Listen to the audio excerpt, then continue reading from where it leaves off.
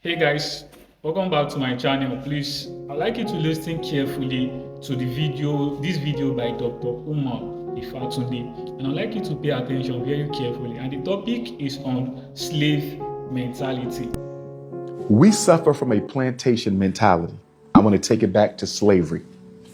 On the plantation, we all working. Cotton, rum, indigo, whatever the slave master got us doing. We out there working, sunrise to sunset, dying, breaking our backs. Once a year, the slave master would free one of us. Only one. And do you know how you got in a position for your slave master to recognize you and potentially offer you a meritorious manumission? By telling on me. In other words, you had to expose the brother who's trying to run away. You had to expose the brother sneaking off to see his wife late at night on another plantation. But they only allow one or two their freedom every year. But it's 1,000 on the plantation. So when you go through this after 20 generations or 400 years, you begin to believe that only one or two blacks can make it at a time. I want you to see why the jealousy is so intense.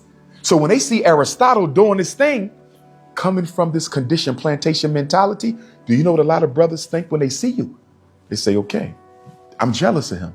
I got to replace him. Why you got to replace him? Not physical replacement, but in terms of success, I got to outdo him. Why? Why can't you join him? Why can't you work with him? Why can't you collaborate with him? Because we were trained on the plantation that only one or two can make it at a time. So when we see another black man making it, when I see Aristotle doing this thing, do you know what comes into my mind? I got to replace him or I got to erase him because there's no room for me. Who said there's no room for you? There's enough room for all of us. But because we've been hypnotized by the slave master, we believe that whenever one black person is making it, I don't care if it's with a new restaurant, I don't care if it's in the rap game, I don't care if it's sports and athletics, whenever we see one of us doing well, the assumption is nobody else can. It breeds the competition, it breeds the animosity, and it breeds the sabotage. There's enough room for all of us. We have to transform our consciousness from one of scarcity to one of abundance. We got to convince. After watching this video, guys, there's something I come to understand about this slave mentality. Aside what Dr. Umar Ifatunde have said, they are result from slave mentality, which the first thing I'm going to talk about is that the aspect of what dignity. We as Africans are really taking pride and dignity in our culture. And really that dignity, this slave mentality, it took dignity away from we as Africans.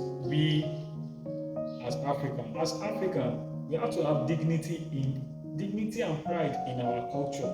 And not to see your fellow Africans as your enemy. We have to unite as Africans, which one of the major reasons of African failure in our resistance towards slave trade, slave mentality, colonialism, and the rest, imperialism, is because of what? Our lack of unity as Africans. If you go and check history, you check the reasons and failures for African resistance, even during the time of the scramble and partitioning from Africa, you will see that one of the major causes of that was what?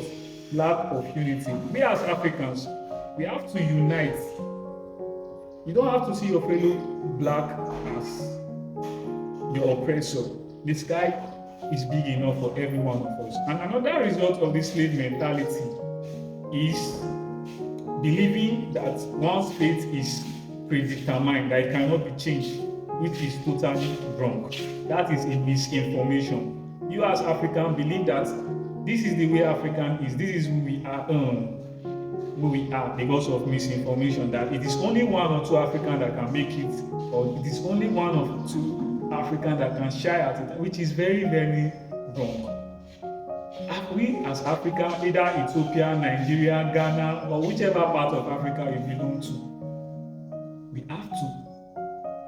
It is very essential for we to eradicate this slave mentality. We have to do that as Africans. We have to eradicate this slave mentality and be free. Our destiny is not predetermined to forever be a slave. that it is only one or two that can make it. We are destined for greatness as African. Being born an African, you have to take your pride and dignity in it.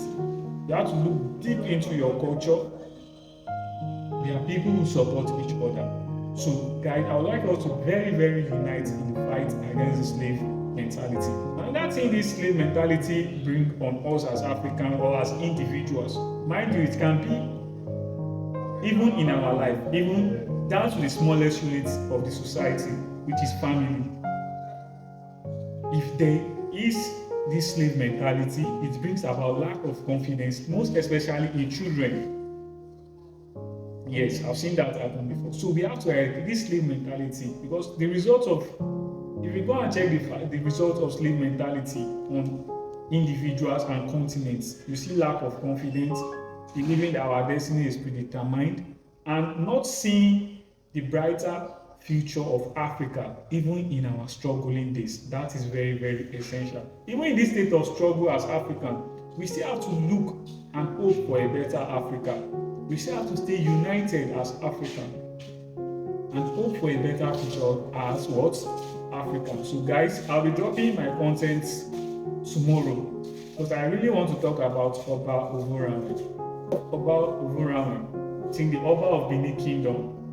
It is not only important to the Benin people or neither West Africa. It is something that we all have to learn from. So I'll be dropping that video soon. So guys, stay tuned. Follow me for more interesting facts about Africa history and the world, and our interaction with the world. So guys, thanks for watching.